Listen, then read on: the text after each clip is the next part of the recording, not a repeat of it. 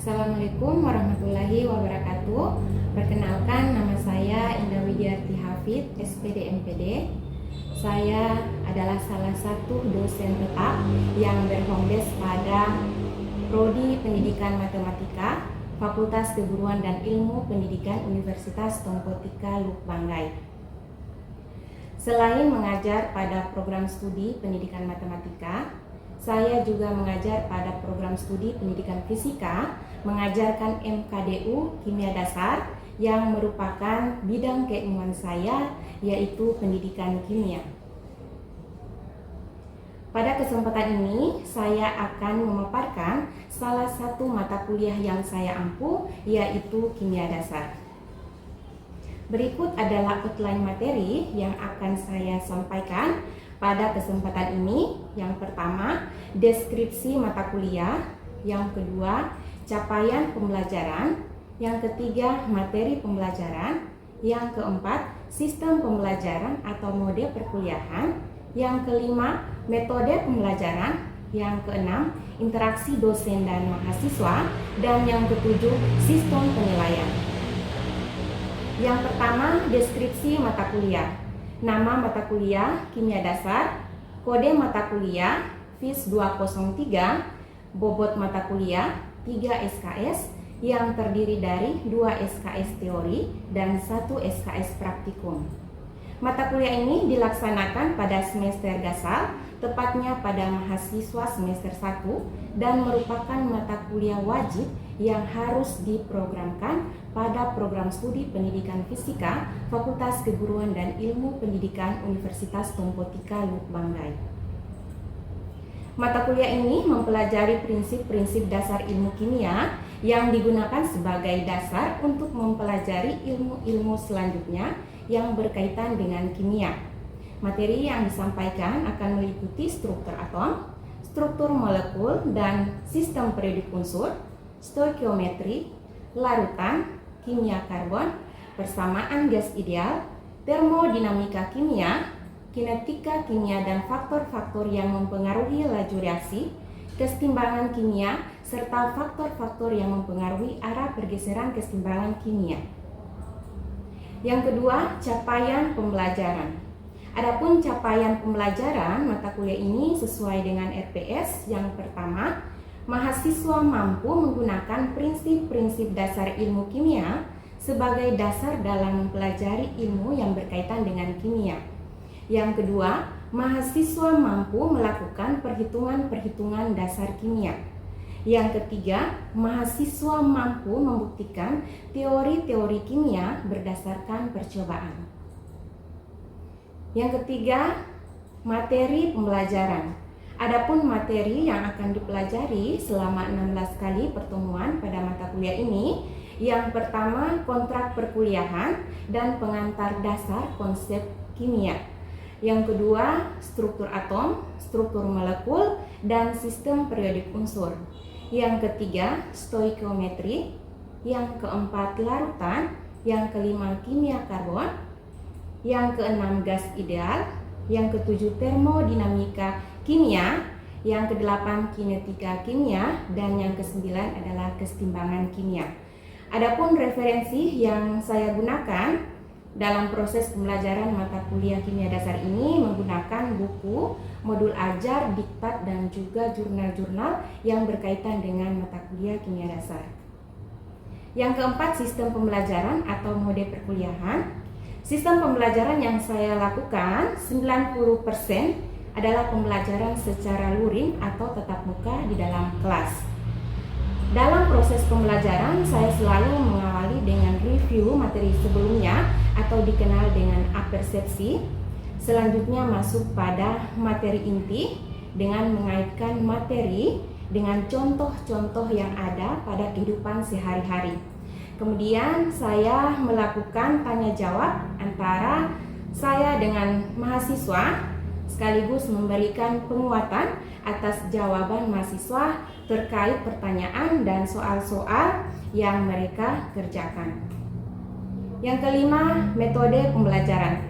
Metode yang saya gunakan adalah metode blended learning, yaitu metode pembelajaran yang mengkombinasikan pembelajaran tatap muka di dalam kelas dengan pembelajaran online. Alasan saya menggunakan pembelajaran dengan metode blended learning pada pembelajaran ini karena metode ini sangat bagus dan sangat membantu saya di mana bisa memberikan pengalaman pembelajaran yang baik dan pada waktu yang tepat, sehingga tidak ada alasan bagi saya sebagai seorang dosen untuk tidak melaksanakan tugas dan tanggung jawab saya dalam hal ini mengajar ketika lagi berada di luar kampus. Dan yang keenam, interaksi dosen dan mahasiswa.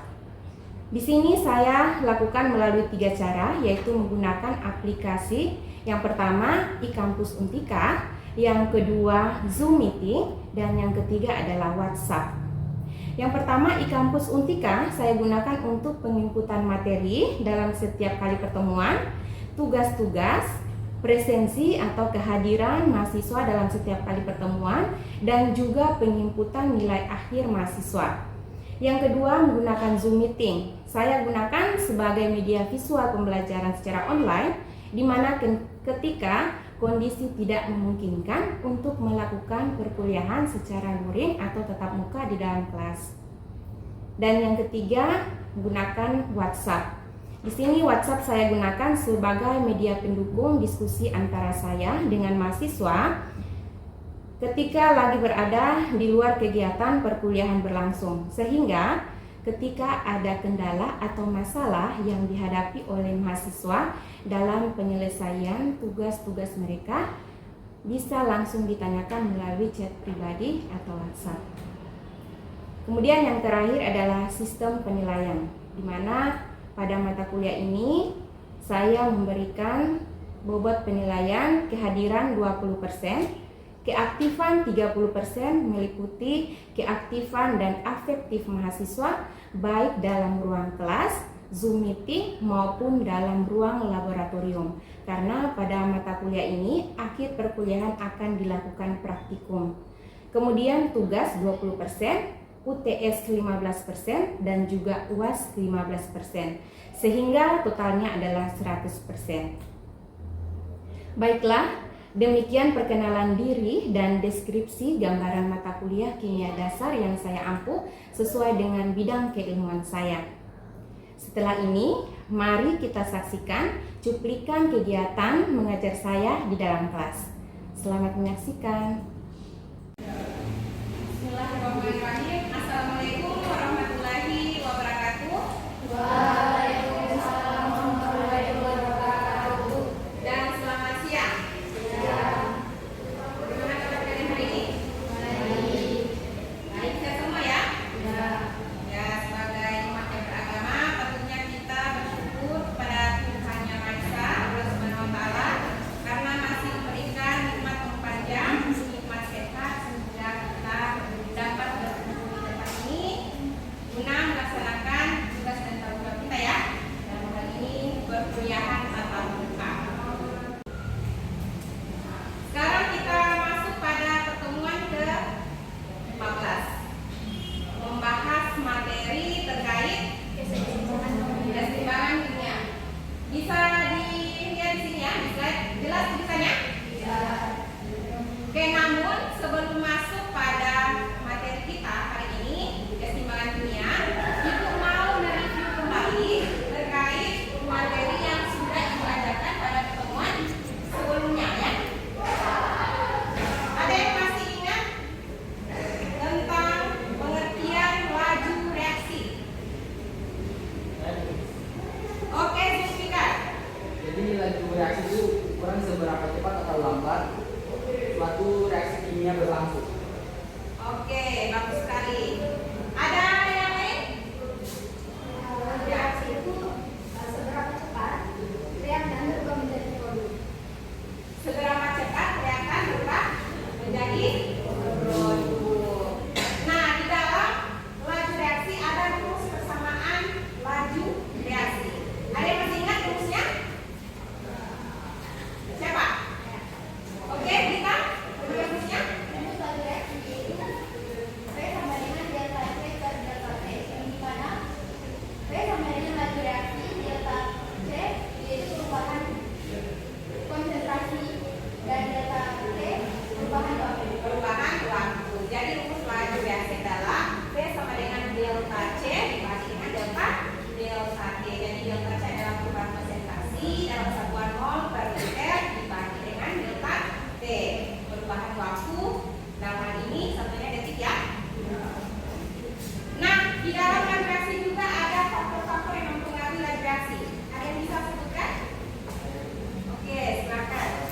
Jadi faktor-faktor yang mempengaruhi laju reaksi itu ada 5 faktor.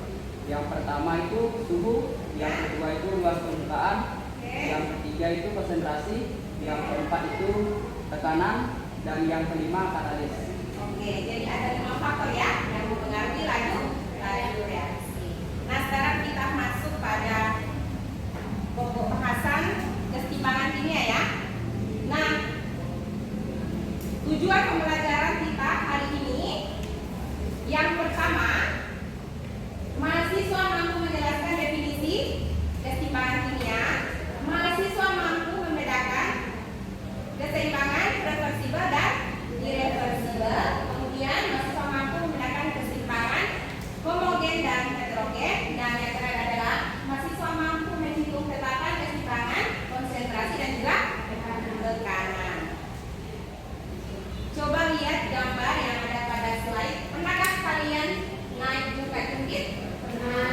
Pernah juga melihat timbangan seperti gambar? Pernah. Nah, pada permainan jungkat-jungkit kaitannya dengan keseimbangan kimia, begitu pula dengan timbangan ya. Misalkan pada timbangan di sebelah kanan diberikan berat 100 gram, kemudian yang di sebelah kiri 100 gram, maka dia akan mencapai posisi seimbang. Sampai di sini bisa dipahami? Saya lanjut ya. Oke, masuk pada pengertian dari keseimbangan kimia. Alyosa, bisa dijelaskan pengertian dari keseimbangan kimia?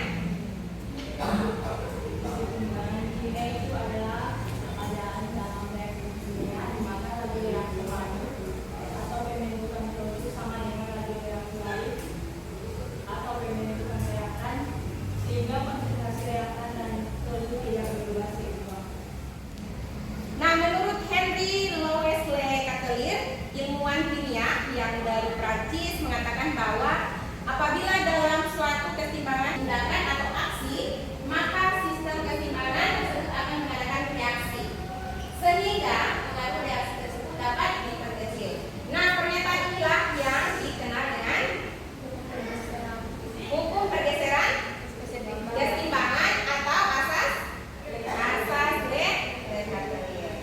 Nah, coba dilihat di sini. Di sini dikatakan bahwa hasil kali konsentrasi zat di ruas kanan ya, antara pasangan reaksi A ditambah B, kemudian dia berurai menghasilkan produk C ditambah D. Yang ruas kanan produk atau reaktan? Produk. Dan yang di ruas kanan ini ya, C ditambah D. Sedangkan yang ada di ruas kiri adalah reaktan. Dalam hal ini persamannya A ditambah B. Reaksi reversibel dan irreversibel. Jadi reaksi reversibel adalah reaksi yang berlangsung dua arah atau dapat balik. Nah, kalau reaksi irreversibel kebalikannya ya. Jadi reaksi yang berlangsung searah atau tidak dapat balik. Nah, contoh dalam kehidupan sehari-hari reaksi reversibel. Pada saat kalian mendinginkan air, masukkan ke dalam kulkas, maka akan beku ya, menjadi es. Nah, ketika es didiamkan dalam suhu kamar atau mungkin dipercepat lagi laju reaksinya, dipanaskan, maka dia akan kembali menjadi cair. Nah, itulah contoh dalam kehidupan sehari-hari. Nah, kalau reaksi irreversibel yang tidak dapat balik, misalkan kalian membakar kertas, membakar kayu, ya kan? Nah, dia akan berubah menjadi apa? Abu dan juga gas ya. Dan dia tidak bisa kembali menjadi kayu ataupun kertas yang sudah kalian bakar. Seperti dalam kehidupan sehari-hari ada istilahnya nasi sudah menjadi bubur, ya kan? Tidak bisa kembali. Kalau diibaratkan dengan kehidupan sudah ada penyesalan di dalamnya ya. Nah, sekarang kita masuk pada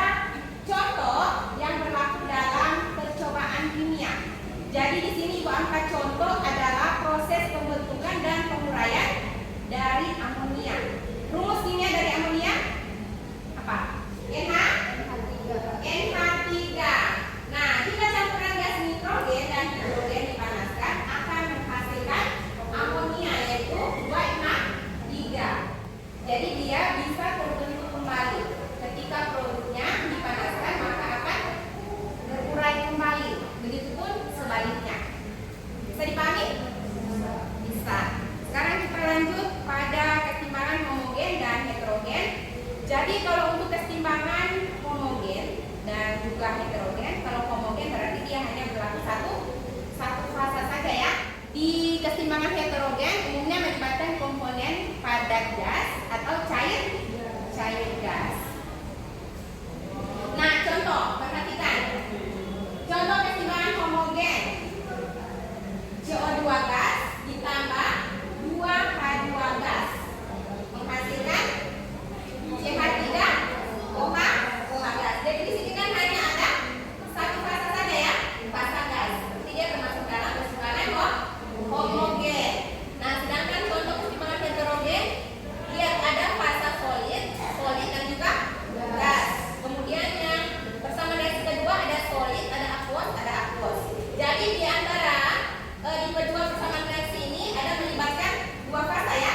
Yang pertama ada fasa solid dan juga ada fasa gas. Kemudian yang persamaan reaksi kedua ada solid dan juga ada aquos atau larutan.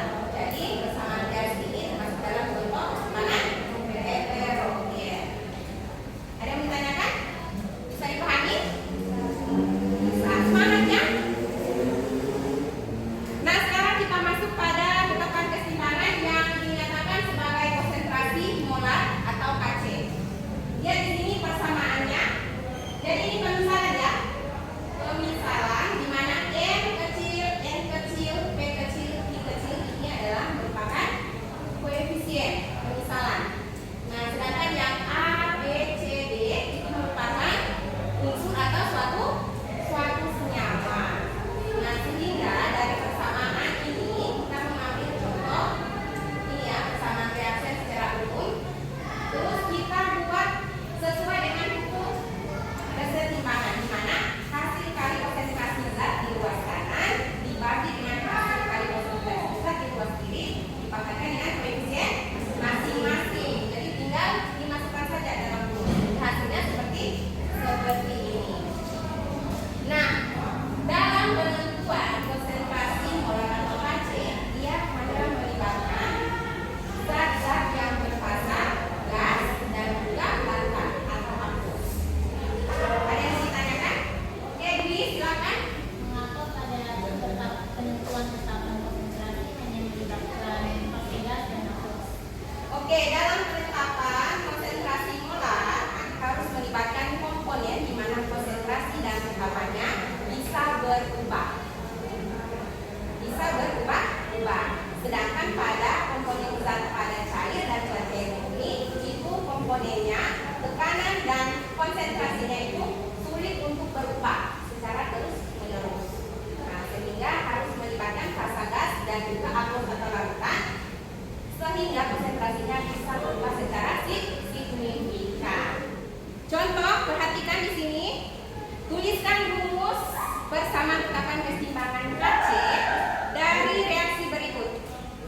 Nah, bisa dilihat persamaan reaksinya melibatkan fasa apa saja? Hanya ada satu. Berarti untuk tentuan Kc-nya dituliskan semua ya. Jadi tinggal dilihat. Kita harus membuat dulu persamaan reaksinya. Jadi persamaan reaksinya adalah N2 gas ditambah 3H2 gas menghasilkan produk 2NH3. Nah, jadi berdasarkan hukum kesetimbangan di mana ruas kanan dibagi dengan ruas kiri dipakaikan dengan koefisien masing-masing sehingga diperoleh ini ya. Harga Kc-nya yaitu konsentrasi NH3 dipangkatkan 2 dibagi dengan konsentrasi N2 dikali dengan konsentrasi H2 pangkat 3. Jadi untuk koefisien yang bernilai 1 itu tidak perlu dituliskan kecuali 2, 3 dan seterusnya. Nah, sekarang latihan. Tentukan Kc dari persamaan reaksi berikut. BiCl3 aquos ditambah H2 O liquid dia menghasilkan BiOCl solid tambah 2 H2. Tentukan Kc-nya. Sampai bisa. Oke, Bayan.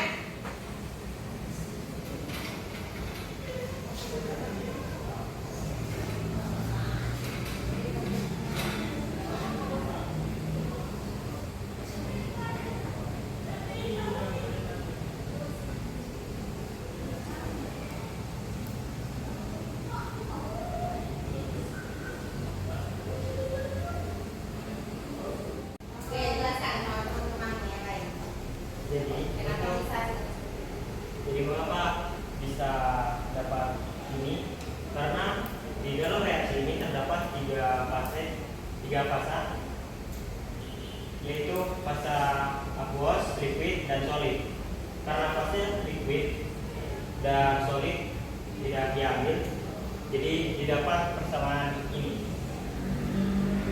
yaitu Hc sama dengan konsentrasi HCl dipangkatkan 2 dibagi konsentrasi BiCl3. Oke, beri aplaus